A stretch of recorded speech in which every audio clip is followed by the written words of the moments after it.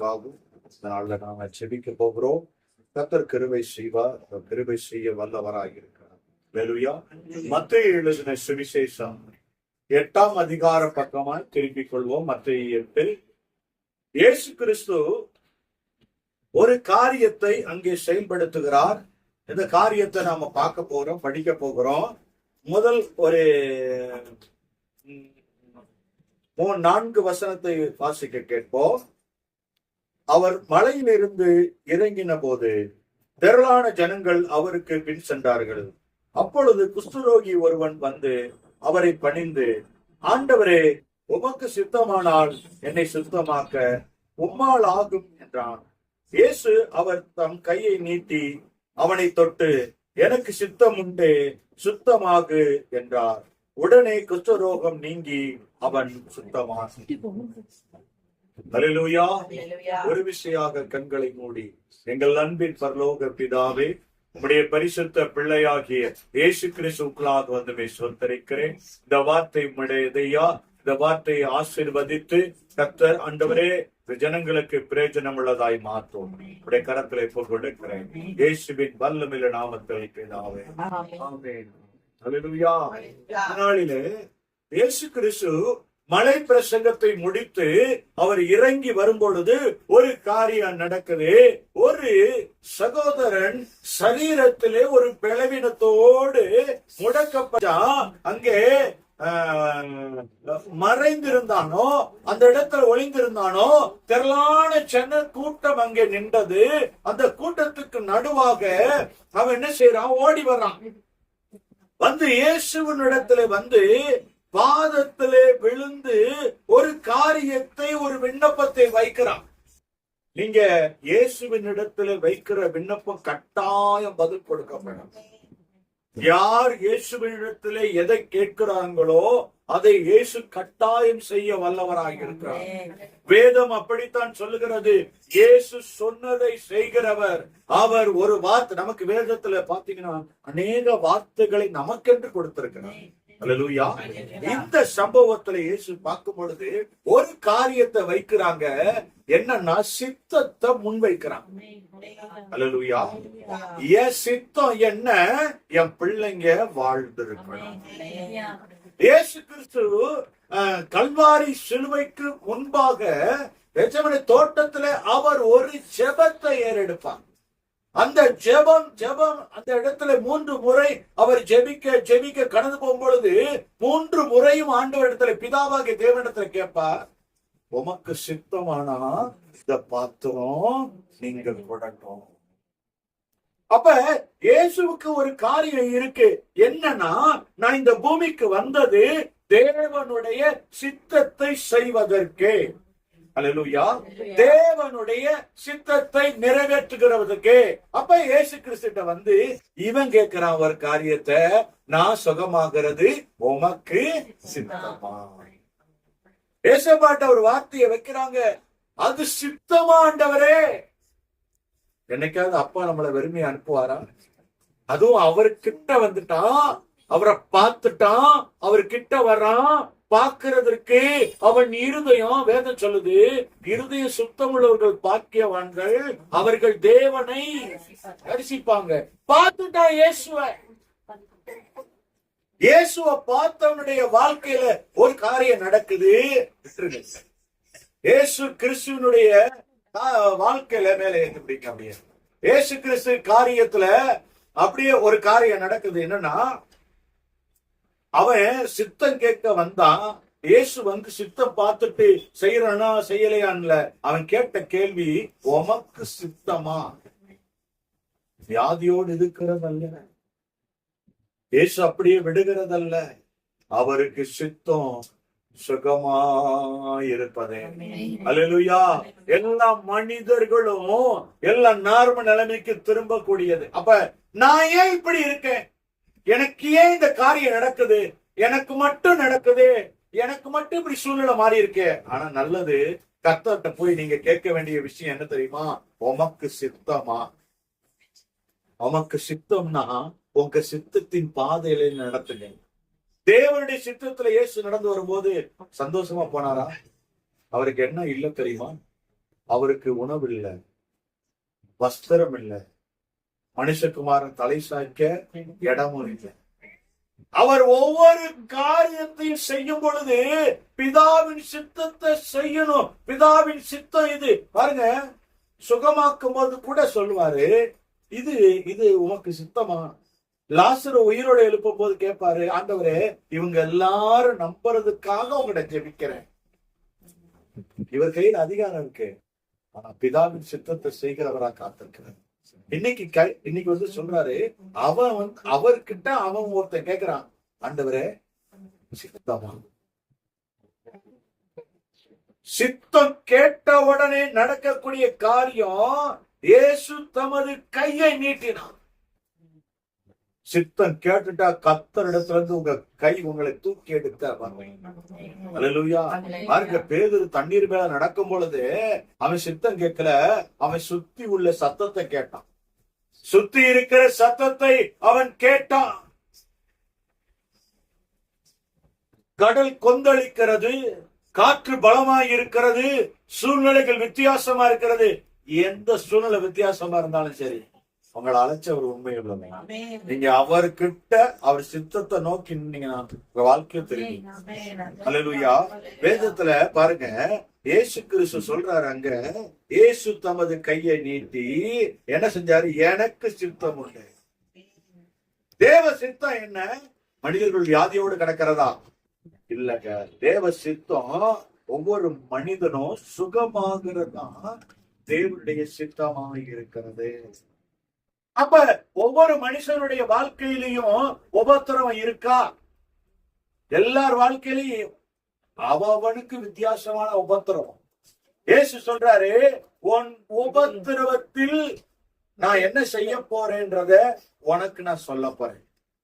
இப்ப இந்த மனிதனுடைய சரீரத்தில் இருக்கிற வியாதி ஒரு உபத்திரவம். என்னன்னா, ஜனங்களை பார்க்க முடியாது, மழையின் குகைக்குள்ள இருக்கணும், அவன் மேல நாற்று அடிக்கும், ஒரே வஸ்திரம் உடுத்த முடியும், வஸ்திரம் அந்த காயத்தின் மேல படும் பொழுது அந்த சதையோட பித்து கொள்ளும், ரத்தம் அடியும், வேதனை, உபத்திரவம். இயேசு சொல்றாரு, உன் உபத்திரவத்துல நான் உன்னை அப்படியே விடுகிறதில்லை. உபத்திரவத்துல தூக்கி எடுக்கிறது. நீங்க பாருங்க, இந்த குஷ்டரோகியினுடைய வாழ்க்கையில அவர் சொல்றாரு, சித்தம் உண்டு. நீ தெரிஞ்சுக்க, சித்தம் உண்டு, சுத்தமாக. ஏன்னா அவனை வந்து இயேசு கிறிஸ்து மத்தவங்க பார்த்த மாதிரி பார்க்கலங்க. மத்தவங்களை எப்படி பார்த்தாங்க? அவன் நாற்றம் எடுத்தவன் என்று பார்த்தாங்க, அவன் வியாதிப்பட்டவன் என்று பார்த்தாங்க.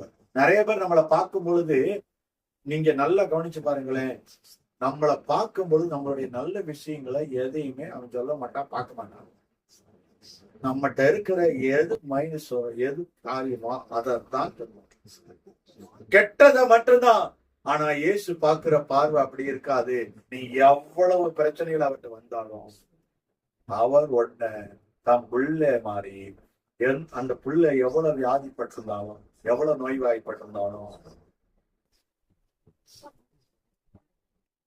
நான் நடக்க முடியாதவனா இருக்கேன், எங்க அப்பா அம்மா நான் பிறந்த உடனே என்னைய பார்க்க பொழுது ஒரு 5 வயசு வரைக்கும் சந்தோஷமா பார்த்து விளையாடுறவனா பார்த்து, 5 வயசுல போலியோ அட்டாக் வந்து நான் படுத்த உடனே என் கால் எடுத்து சொத்தும் கீழே விழும்போது அந்த தாய் தகப்பனுக்குள்ள எப்படி அவங்க மனநிலைமை எப்படி இருந்தது? 5 வயசுக்கு வரைக்கும் நடந்து கொண்டிருந்த ஒரு மனிதனுடைய வாழ்க்கை என்னவா மாறுது? முடக்கப்படுது. அவன் முடவனாய் மாறுறான், உலகத்திற்கு வேடிக்கை பொருளாகிறான், எல்லாரும் பாக்குறாங்க. இடுப்பு கீழே முழுவது வேலை செய்யாம போச்சு, காலை இழுத்துக்கிட்டே தர தர தரன்னு இழுத்துக்கிட்டு தான் வந்து நிக்கணும். இந்த உலகமே பாக்குது, என்னடா நீ எல்லாமே சொன்ன, உனக்கு புள்ள நொண்டியா பிறந்திருக்கேங்கிறாங்க. என் தாய் தகப்பன் போராடங்கள்லாம் என்ன செஞ்சிருப்பாங்க? என்னை தூக்கிட்டே தெரிஞ்சிருப்பாங்க. எத்தனை பேர் உனக்கு போய் இப்படி பிள்ளை பிறந்துருச்சு, உனக்கு எப்படி ஆயிடுச்சு, உனக்கு கேள்விக்குறி ஆயிடுச்சு, நீ விட்டார் ஆயிடுச்சு. தவந்துகிட்டே இருந்தவனை நடக்க பண்ணினான். அவர் அறிவாருங்க. ஒரு தாய் தகப்பன் படுகிற பாடுகளையும் உபத்திரவங்களையும் கர்த்தர் அறிவார். அவங்க கண்ணீரை காண்கிற தேவன். அவர்களை பார்க்க என்னை எழும்பி நடக்க பண்ணினாராம். அல்லேலூயா. இன்னைக்கு அந்த தாய் தகப்பன் வாழ்க்கையில கண்ணீர் இருந்துச்சா? நான் நடக்க ஆரம்பித்த உடனே இயேசு என் பிள்ளைய பார்த்துக்குவார். பாருங்க, பின்னாடி நடக்கிறத பார்ப்பாங்க. இன்னைக்கு அவன் வந்து நிக்கும் பொழுது இந்த ஜனமெல்லாம் தீட்டு தீட்டுன்னு இவன் கத்துற சத்தத்தை கேட்டவனே, குஷ்டரோகி அப்படிதான் கட்டணும். அந்த கூட்டத்துக்குள்ள அப்படி கை உயர்த்தி தீட்டு தீட்டு தீட்டுன்னு கத்தணும். அந்த கத்துற சத்தத்தை கேட்டவனே ஜனங்களா விலகுவாங்க. அப்படி ஜனக்கூட்டத்துக்குள்ள வந்துட்டா கல் எடுத்து அடிப்பாங்க, எரிவாங்களாம். பாத்துட்டாரா? கூட்டத்துக்குள்ள ஓடி வந்து பாதத்துல விழுந்தவனை பாத்துட்டாரா? சித்தம் உண்டா, சுத்தமாடா, அவ்வளவு நல்லவன். அவரு இன்னைக்கு நம்மளை பார்த்து ஒரு காரியத்தை சொல்றாரு. புலம்பல் 3ஆம் அதிகாரம். ஏன் புலம்பலை வைக்கிறார் பாருங்க. உன் புலம்பலை நான் பார்க்கிறேன், புலம்பலை நான் பார்க்கிறேன். 3ஆம் அதிகாரம் 31வது வசனத்தை வாசிக்க கேட்போம். எடுத்தவங்க வாசிங்க. அல்லேலூயா. வந்திருக்க உங்ககிட்ட வாக்கு பண்றாங்க. என்ன தெரியுமா? உபத்திரவத்துல வேதனையில திக்கற்றவர்களா வந்திருக்கிற உங்களை பார்த்து இயேசு சொல்றாரு, நான் உபத்திரவத்துல ஒன்ன கைவிட மாட்டேன். அவர் கைவிடாத தேவன். ஏங்க, உங்க தாய் உங்களை பார்க்கும் பொழுது காலை இழுத்துக்கிட்டே வந்து நிக்கும் பொழுது மழை பெஞ்ச தண்ணியில சகதியில ஒரு ட்ரெஸ் எல்லாம் தரையில உரைச்சிட்டு வரும்போது அந்த தாய் என்ன பார்த்திருப்பாங்க? 5 வயசு வரைக்கும் நடந்துகிட்டு இருந்தானே, 5 வயசுக்கு அப்புறம் அவனுக்கு எல்லாமே போச்சு. இவன் வாழ்க்கை என்னவாகுமோ? ஃபியூச்சரை பார்ப்பாரு. அவன் காயத்தை பார்த்தார். எனக்கு யார் இல்லை என்ற காயத்தை இயேசு பார்க்கிறான். அவன் உள்ளத்தில் இருக்கிறது தாயினுடைய வேதனையை அறிந்து கர்த்தர் சுகமாக்குறவர். இன்றைக்கு நமக்கு ஒரு வாக்கை கொடுக்கிறார், நான் உன்னை கைவிடவே மாட்டேன். எப்ப புலம்பல்ல சொல்றாரு, நான் உன்னை கைவிட மாட்டேன், நான் உன்னை கைவிட மாட்டேன் என்று இயேசு உங்களை பார்த்து சொல்லுகிறார். அல்லேலூயா, அல்லேலூயா. ஆண்டவர் எவ்வளவு நேசிச்சா இந்த வார்த்தையை பைபிள்ல கொண்டு வச்சிருக்காரு பாருங்க. அதுவும் அந்த அதிகாரம் புலம்பல். யாருடைய புலம்பல்? எரேமியாவுடைய புலம்பல். புலம்பி அடுக்கிறாங்க. ஆண்டவர் சொல்றாரு, உன் புலம்பலை நான் கேட்கிறேன், உன் புலம்பலை நான் பார்க்கிறேன். இன்னைக்கு பார்த்துட்டு கதை சொல்றாரு, புலம்பி கொண்டிருக்கிற ஒன்ன பார்த்து சொல்றாரு, நான் கைவிட மாட்டேன், நான் கைவிட மாட்டேன். ஏசு இன்னைக்கு உங்களை பார்த்து சொல்றாரு, கைவிட மாட்டேன். வெளிப்படுத்தல் 3ஆம் அதிகாரம் 10வது வசனத்தை எடுத்தவங்க வாசிங்க. வெளிப்படுத்தல் 3ஆம் அதிகாரம் 10வது வசனத்தை வாசிங்க. இயேசு உன் வேதனை அறிஞ்சவரு, உன் உள்ளத்தை அறிஞ்சவர் ஒரு காரியத்தை சொல்றாரு. 3:10. என் பொறுமையை குறித்து சொல்லிய வசனத்தை நீ காத்து கொண்டபடியினால் பூமியில் குடியிருக்கிறவர்களை சோதிக்கும்படியாக பூச்சத்திற்கு மேலங்கும் வரப்போகிற சோதனை காலத்திற்கு தப்பும்படி நானும் உன்னை காப்பேன். இங்க காக்குறேன்னு சொல்லி வாக்கு கொடுக்கிறார். எப்ப காப்பாராம்? சோதனை காலத்துல. ஒரு சோதனை காலத்துல நான் வாக்கு கொடுக்கிறேன், உன்னை காப்பேன். அப்ப என் உபத்திரவத்துல என்னை பாப்பாரா? அவர் சொல்றாரு, நான் உன்னை கைவிட மாட்டேன். 2வது காரியம், ஒரு சோதனை வேளையில நான் உன்னை காக்கிறவனாக இருப்பேன். அவருக்கு மகிழ்வுதான், அவருக்கு ஸ்தோத்திரம். என்னன்னா, சோதனை காலம் எல்லா மனிதனுக்கு வரும். எல்லாரும் அதில் பாதையில கடந்து போவாங்க. சோதிக்கப்படுகிற காலங்களை தேவன் சில மனிதர்களுக்கு அனுமதிப்பார். யோபுவை போல சில காரியங்களை சத்துரு விழ தள்ளும்படிக்கு கர்த்தருடைய அனுமதி பெற்று வருவாங்க. சில வேளைகள்ல நாமளே எதிர்பாராத வேகத்திலே சோதனைக்குள்ளாய் கடந்து போவோம். அப்படி வரும் பொழுது கர்த்தர் சொல்லுகிறார், நான் உன்னை காப்பேன் என்று இன்றைக்கு கர்த்தர் உனக்கு வாக்கு கொடுக்கிறார். அல்லேலூயா. நான் வாக்கு கொடுக்கிறேன், இந்த நாளிலே எனக்கு சித்தம் உண்டு, நீ சுத்தமாக, நான் உன்னை காப்பேன் என்று வாக்கு கொடுக்கிறேன். அதுதான் என்னுடைய சித்தம். உன் பேரில எனக்கு சித்தம்ன்றார். இது உன் பேர்ல வைத்திருக்கிற சித்தம். கர்த்தர் சித்தம் உள்ளவராய் இருக்கிறார். அப்போஸ்தலர் நடபடிகள் 23ஆம் அதிகார பக்கமாய் திருப்பிக் கொள்வோம். அப்போஸ்தலர் நடபடிகள் 23ஆம் அதிகாரம் 11வது வசனத்திலே இயேசு ஒரு காரியத்தை சொல்லுகிறார். முதல் காரியமாக, உன் புலம்பலை கேட்டவர் கைவிட மாட்டேன் என்று சொன்னார். உன்னை எல்லா இக்கட்டுகள் சோதனை வேளையிலே காப்பேன் என்று சொன்னார். மூன்றாவது காரியமாக கர்த்தர் அப்போஸ்தலர் நடபடிகள் 23ஆம் அதிகாரம் 11வது வசனத்திலே சொல்லுகிறார்.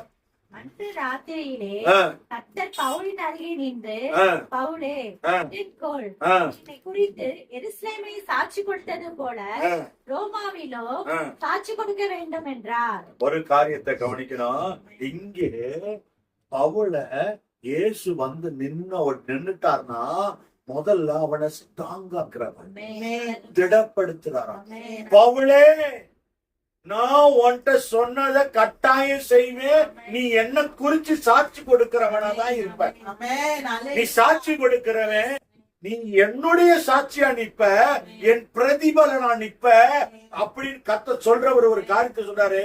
ஒன்ன நான் திடப்படுத்துவேன் என்று வசனத்திலே இயேசு உங்களை பார்த்து சொல்லுகிறார். அவர் உங்களை திடப்படுத்துவார். அல்லேலூயா. இயேசு உங்களை திடப்படுத்துவேன் என்று சொல்லுகிறார். மூன்றாவது காரியமாய் அவர் உங்களை திடப்படுத்துகிறவராய் வருகிறார். அல்லேலூயா. நிச்சயமாக அவர் எனக்கு என்ன சித்தம்னு சொல்றாருன்னா, என் சித்தம் உன்னை திடப்படுத்துவார். வந்து திடப்படுத்துவாராம். நீ என்னை குறித்து சாட்சி சொல்லும்படிக்கு நான் உன்னை திடப்படுத்துவேன். இப்ப நிறைய வேலையில சகோதரி எங்களை விசாரிக்க ஆள் இல்ல, தாய் தகப்பன் இல்ல, சகோதரர்கள் மரித்து போனாங்க, யாரு இல்லைன்னு சொல்லும் பொழுது இந்த அங்கலாய்ப்பை இயேசு பார்த்திருக்கிறார். இந்த வேதனையை இயேசு அறிந்திருக்கிறார். இன்னைக்கு அறிந்தவர் தான் இன்னைக்கு இந்த வீட்டுல வந்து சொல்றாரு, இந்த வீட்டை எடுத்து நான் கட்டுவேன். இயேசு எடுத்து கட்டுகிறவர், எனக்கு அது சித்தம் என்று அவர் முதலை செபத்திலேயே அவர் வெளிப்படுத்தினார். இன்றைக்கு அவருடைய சித்தத்தை பார்க்கும் பொழுது முதலாவது கைவிட மாட்டேன் என்று சொன்னார், இரண்டாவதாக காப்பேன் என்று சொன்னார், மூன்றாவதாக நான் உன்னை திடப்படுத்துவேன் என்று சொன்னார், நான்காவதாக ஏசாயா எழுதின தீர்க்க தரிசன புஸ்தகம் 63வது அதிகாரம் 9வது வசனத்தை வாசிக்க கேட்போம். 63:9. அவர்களுடைய எல்லா நெருக்கத்திலும் அவர் நோக்கப்பட்டார். அவருடைய சமூகத்தின் தூதனானவர் அவர்களை ரட்சித்தார். அவர் தமது அன்பின் நிமித்தமும் தமது பரிதாபத்தின் நிமித்தமும் அவர்களை மீட்டு பூர்வ நாட்கள் எல்லாம் அவர்களை தூக்கி சுமந்து வந்தார். இப்ப சொல்றாரு, நான் உன்னை தூக்கி சுமந்தேன். இது எனக்கு சித்தம். எப்படி எங்க உங்களை தூக்கி சுமக்கணுமோ அங்க சுமக்கும் பொழுது அவர் ஒரு நல்ல தகப்பனா இருப்பார். தூக்கி சுமக்கிற அனுபவம்னா, தகப்பன் தூக்கி வைத்துக் கொள்வாரு. சுமக்கிற இடத்துல சில இடங்களை நாம கடக்க முடியாம தவிப்போம் பாருங்க, அந்த தவிக்கிற இடத்துல உங்களை சுமப்பாரு. உங்களை தவிக்கிற இடத்துல அவர் சுமந்து கொண்டு போய் உங்களை சேர்ப்பாரு. ஒரு வேதத்துல அந்த சம்பவம் இருக்கு. ஒரு மனிதர் அந்த சாட்சியை குறித்து சொன்னாரு. ஒரு ஒரு ஒரு தேவ மனிதன் ஒரு ஊழியத்திற்கு கடந்து போனாராம். அந்த கிராமத்தில் கடந்து போகும் பொழுது ஆற்றுக்குள்ளாக இறங்கிதான் போக வேண்டும். அந்த ஆற்றின் வழியா இறங்கி போகும் பொழுது நிறைய இடங்கள்ல சகதிகளும் மண்ணுகளும் பலவிதமான இதை தாண்டிதான் கடந்து போக வேண்டும். அவர் அப்படி கடந்து போகும் பொழுது ஏசப்பா கிட்ட பேசிக்கிட்டே ஜெபம் பண்ணிக்கிட்டே போவார். அவர் ஜெபம் பண்ணிக்கிட்டே போவார். அப்படி ஜெபம் பண்ணிக்கிட்டே கடந்து போகும் பொழுது அந்த அக்கறைக்கு போய் அவர் திரும்பி பார்த்தாராம். ஆண்டவர் அவரோடு கூட பேசிக்கொண்டு இருந்த அனுபவத்தை அங்கே கட்டாராம். அது என்னங்க, தூரத்துல போய் நின்று அனுபவத்தை அக்கறைக்கு போனதுன்னா, அங்க கூட ஒரு பாதம் அப்படியே நடந்து வந்துகிட்டே இருக்கிறத ஆத்து மணல்ல அவர் பார்த்து கொண்டே வந்திருக்கிறார். ஒரு சகதி, ஒரு சேருமா குழம்பி இருக்கிற ஒரு காரியத்தை பார்க்கும் பொழுது அதுல ஒரே ஒரு கால் தடம் மட்டும் வந்து கரையேறி. அப்ப ஆண்டவர் சொல்றாரா, ஆண்டவரே, இந்த உலகமே என்னை கைவிட்டுச்சு, நீங்க கை தூக்குனீங்க, இந்த ஊழியத்தை கொடுத்ததே நீங்க தான். ஆனா நீங்க இந்த நல்லா இருக்கிற பாதை வரைக்கும் எனக்கு வந்தீங்க, சகதியா இருக்கும் போது என்னைய அதுல விட்டுட்டீங்களே, கை விட்டுட்டீங்களேன்னு சொன்னாங்க. இப்ப இயேசு சொன்னா, இந்த புலம்பல் 3ஆம் அதிகாரத்துல சொன்னபடி, நான் உன்னை கைவிடல மகளே, நான் உன்னை கைவிடல மகனே, நான் உன்னை கைவிடல, நான் உன்னை சுமந்தேன், இந்த பாதம் என்னுடைய பாதம், நான் உன்னை தூக்கி கொண்டு அந்த கரையில கொண்டு வந்து விட்டேன் என்று ஆண்டவர் சொன்னாராம். அல்லேலூயா. இயேசு சுமக்க வேண்டிய நேரத்துல தாயை போல, ஒரு தகப்பனை போல சுமக்கிறவராய் கடந்து வருவார். அல்லேலூயா. இன்றைக்கு உபத்திரவ நேரத்துல இயேசு சொல்லுகிறார், எனக்கு சித்தம் என்னன்னா, நான் உன்னை சுமப்பேன், நான் உன்னை சுமப்பேன், நான் உன்னை சுமந்து கொண்டு வருவேன். 5ஆவதாக கர்த்தர் சொல்லுகிறார், உன் உபத்திரவ காலத்திலே நான் உன்னை நடத்துகிறது என்னவென்றால், உன் வியாதி பிரச்சனைகள் வேலைகளை நான் செய்யக்கூடிய காரியத்தை நீ அறிந்து கொள். இக்கட்டு காரியத்துல எல்லா சூழல்களில் நடக்கக்கூடிய காரியத்தை அறிந்து கொள். 2 தீமோத்தேயு 4ஆம் அதிகாரம் 17ஆவது வசனத்தை வாசிக்க கேட்போம். 2 தீமோத்தேயு 4ஆம் அதிகாரம் 17ஆவது வசனத்திலே இயேசு சொல்லக்கூடிய காரியத்தை பார்ப்போம். இயேசுடைய சித்தம் என்னன்னு. கர்த்தரோ எனக்கு துணையாக நின்று என்னாலே பிரசங்கம் நிறைவேறுவதற்காகவோ புறஜாதியார் எல்லாரும் கேட்கிறதற்காகவோ என்னை பலப்படுத்தினார். சிங்கத்தின் வாயிலிருந்து நான் ரட்சிக்கப்பட்டேன். என்ன செய்ய போறாரா? சில மனிதர்களுடைய வாயில நம்ம சொல்லா இருப்போம், சிங்கத்தை போல மின்னு தின்னக்கூடிய நிலை இருப்போம். ஆண்டவர் சொல்றாரு, சிங்கத்தின் வாயிலிருந்து உன்னை ரட்சிப்பேன், அது என்னுடைய சித்தம். நான் ரட்சிக்கப்பட்ட ஆண்டவரே, எனக்கு என்ன இருக்குன்னா, அவர் சொல்றாரு, சிங்கம் போல உன்னை கொதறுகிறவன் இடத்துல இருந்து நான் உன்னை ரட்சித்து வெளியே கொண்டு வருவேன். தாவீது செஞ்சா பாருங்க, ஆடை தேடி ஒரு ஆட்டுக்குட்டியை பிடிச்சிட்டு போயிடுச்சு சிங்கம். அவர் சொல்றான், ஒரு முறை நான் துரத்தி கொண்டு போய் விரட்டிட்டு போய் சிங்கத்தின் தாடையை பிளந்து ஆட்டுக்குட்டியை மீட்டு. ஒரு மனுஷனுக்கு ஆட்டுக்குட்டியை மீட்கணும்னா அவருடைய ஆட்டுக்குட்டியை மீட்க அவர் இறங்குவார, இறங்க மாட்டார். இன்னைக்கு சொல்றாரு, நான் உங்களை ரட்சித்தேன். அல்லேலூயா. அது எனக்கு சித்தம், நீ சுத்தமாவ. ஆட்டுக்குட்டியானவர் உன்னை ரட்சிக்க வல்லவராய் இருக்கிறார். அல்லேலூயா. 6ஆவதாக எபிரேயர் 2ஆம் அதிகாரம் 18ஆவது வசனத்தை வாசிக்க கேட்போம். எபிரேயர் 2:18 6ஆவது பாயிண்டாக. ஆதலால் அவர் தாமே சோதிக்கப்பட்டு பாடுபட்டதினாலே அவர் சோதிக்கப்படுகிறவர்களுக்கு வருவாரு உதவி செய்ய. உன்னை சோதிக்கப்படுகிறவர்களுக்கு. அப்ப இயேசு ஒருவேளை சோதிக்க உனக்கு அனுமதி கொடுத்தார்னா வந்துருவாரு உன்னை மீட்டெடுக்கிறதுக்கு. அப்படின்னு அந்த வசனத்தை இன்னொரு முறை வாசிச்சா ஒரு ரகசியம் இருக்கிற மாதிரி தோணுது. வாசிங்களேன். ஆதலால் அவர் தாமே சோதிக்கப்பட்டு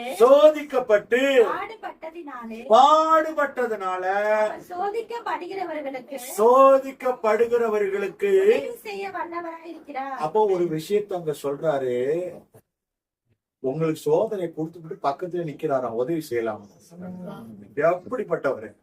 உன் பக்கத்துல நின்று தூரத்துல இருந்து உதவி செய்கிற எபினேசர் அல்ல, கிட்ட நிக்கிற எபினேசர். உன் பக்கத்துல நின்று உனக்கு உதவி செய்வார். உதவி செய்ய வரலன்னா கேளுங்க. உங்கள் பாடுகளிலும் உபத்திரவங்களிலும் அவர் உதவி செய்ய வல்லவராக இருக்கிறார். தைரியமா சொல்ல முடியும். தேவ சித்தம் உபத்திரவத்துல உங்களை விட்டுட்டு போகிறது இல்ல, உங்களை தூக்கி எடுக்கிற எபினேசர் வருவாரு, உதவி செய்ய வல்லவராய் இருக்கிறார். 7வது பூரணம் சங்கீதம் 138வது சங்கீதம் 7வது வசனம். உங்களுக்கு உதவி செய்கிறவர் வருகிறார். உங்களுக்கு பலவீனத்திலே சோர்ந்து போகாதீங்க, உங்களுடைய சோதனை காலத்திலே சோர்ந்து போகாதீங்க. உதவி செய்கிறவர் நிச்சயமாய் அந்த எபினேசர் வருகிறார். சங்கீதம் 138:7. நான் துன்பத்தின் நடுவில் நடந்தாலும் என்ன செய்ய போறாராம்?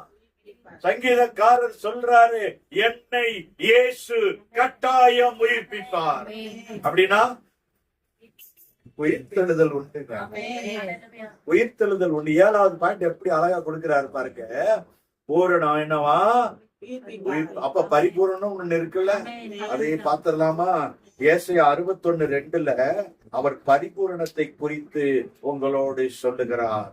முதல் காரியமாய் இயேசு சொன்னார், புலம்பலிலே நான் உன்னை கைவிட மாட்டேன். 2வது காரியமாய் வெளிப்படுத்தலை சொன்னார், நான் உன்னை காப்பாற்றுவேன். 3வதாக கர்த்தர் அப்போஸ்தலர்களை சொன்னார், உன்னை திடப்படுத்துவேன். 4வதாக சொன்னார், நான் உன்னை உன் தாய் சுமப்பது போல சுமப்பேன். 5வதாக கர்த்தர் 2 தீமோத்தேயுல சொன்னார், உன்னை ரட்சிப்பேன் என்று. 6வதாக சொன்னார், அவர் எபிரேயர் புத்தகத்திலே உனக்கு உதவி செய்வேன் என்று. 7வதாக சங்கீதத்திலே தாவீதுக்காரர் சொல்றார், என்ன உயிர்ப்பித்தவர் உன்னை உயிர்ப்பிக்க கட்டாயம் வருவார் என்று. 8வதாக பரிபூரணத்திலே இயேசு சொல்கிறார், 61ஆம் அதிகாரம் ஏசாயா 61:2வது வசனத்திலே, அனுக்கிரக வருஷத்தையோ நம்முடைய தேவ நீதி சரி கட்டும் நாளையோ கூறவும், துயரப்பட்ட அவருக்கு அனைவருக்கும் ஆறுதல் செய்யவும். துயரப்பட்டவங்களுக்கு என்ன செய்ய வரப்போறாரு? ஆறுதல் செய்ய இயேசு வருவார். 7 காரியத்தை சொன்னா போதாது, 8வதா உன்ன பரிபூர்ணத்தை வைக்கணும்னு நினைக்கிறேன். அப்படி இருந்தும் நான் உனக்கு கடைசியா உன்ட்ட கொடுப்பேன், என்ன தெரியுமா?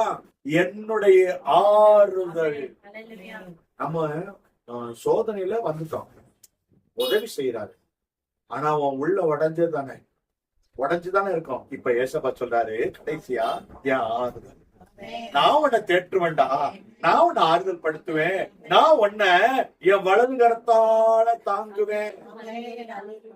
ஏசாயா 41:10 ஆண்டவர் சொல்லுவாரு, நீ பயப்படாதே, நான் உனக்கு துணை நிற்கிறேன், நீ திகையாதே, நான் உன் தேவன், என் நீதியின் வலது கரத்தால. 2 கரத்தாலையா? என் வலது கரத்தால. இன்னைக்கு தாங்குறவங்க இல்லைங்க நம்மள. பெத்தவங்க நம்மள சாப்பிடலைன்னா தாங்கினவங்க ஒரு காலம் உயிரோட இருந்தாங்க.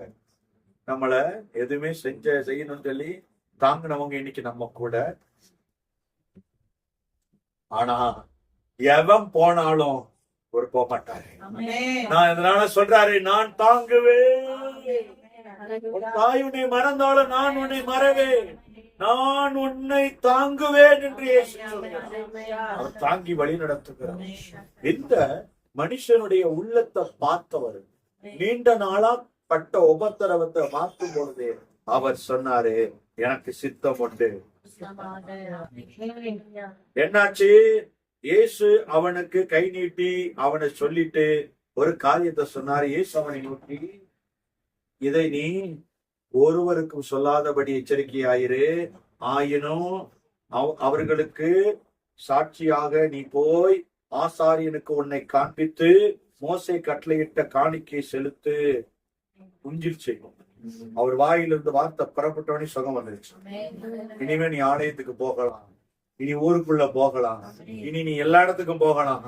உன்னை தகுதியற்றவன் சொல்ல மாட்டான், உன்னை புறக்கணிக்கிறவன் இல்ல, உன்னை யாருக்கு முன்னாடி விட்டு கொடுக்காதவர். அவர் சொல்றாரு, உன் சோதனை காலத்துல நீ தவிக்கிற காலத்துல உன்னை கைவிடாதவர், உன் உள்ளத்தை அறிந்தவர், உன் பாடுகளை அறிந்தவர். இன்றைக்கு சித்தம் உண்டு, சுத்தமாகு என்று சொல்லி உனக்கு ஒரு உதவி கரத்தை நீட்டி அவர் உன்னை தூக்கி எடுக்க வல்லவராய் இன்னைக்கு இறங்கி வருகிறார். நம்ம எல்லாரும் கண்களை மூடி நம்முடைய தேவனாகிய கர்த்தர் சொன்ன வார்த்தைக்காக இதனால நம்ம செவிக்க போறோம். ஏசப்பா, நீங்க கொடுத்த வார்த்தைக்காக ஸ்தோத்திரம். இந்த வார்த்தையை கேட்டுக்கொண்டிருக்கிற ஒவ்வொரு ஆசீர்வாதம் பெறுவாங்க. இன்னைக்கு நீங்க ஒரு 7-8 காரியத்தை நீங்க எங்க இடத்துல வச்சிருக்கீங்க. என் சித்தம் என்ன தெரியுமா? உன்னை காப்பாற்றணும். என் சித்தம் என்ன தெரியுமா? உன்னை கைவிடக்கூடாது. என் சித்தம் என்ன தெரியுமா? உன்னை தேற்ற வேண்டும். என் சித்தம் என்ன தெரியுமா? நான் உனக்கு உதவி செய்யும். எபினேசரா உதவி செய்யும். நான் உன்னை ஆறுதல் படுத்தும். சோதனையில கைவிடக்கூடாது. நான் உன்னை விட்டு விலக கூடாது. அதுதான் தேவனுடைய சித்தம். பிள்ளைகளை கரத்துல இப்ப கொடுக்க உம்முடைய வார்த்தைகளை நீர் கொடுத்து உம்முடைய பிள்ளைகள் இந்த வார்த்தையின் மூலமாக தேற்றப்பட்டிருக்கிறார். சித்தம் உண்டு சித்தமாக என்று சொல்லி நீங்க வெறுமன சுத்தம் கொடுக்கணும். வெறுமையான காரியங்கள் அல்ல. சித்தம் உண்டுடா, சித்தம் உண்டுடா, சித்தம் உண்டு, சித்தம் உண்டு. எனக்கு சுத்தம் உண்டு. உனக்கு உதவி செய்யும். எந்த காரியத்துல இருந்தாலும் சரி, இயேசு உனக்கு இன்னைக்கு உதவி செய்யும். ஆண்டவரே, இந்த குடும்பத்தாரை, இந்த வீட்டை திறந்து கொடுத்த பிள்ளைகளை ஆசீர்வதி. வந்திருக்கிற ஒவ்வொரு பிள்ளைகளை ஆசீர்வதி. பிறந்த நாள் திருமண நாட்கள் கொண்டாடுகிற பிள்ளைகளை நீங்க ஆசீர்வதி. எல்லா காரியத்திலும் கூட இருந்து வழி நடத்தும். பெரிய காரியம் உடைய காலத்துல ஒப்பு கொடுக்க இயேசுவின் வல்லமையில நாமத்தில்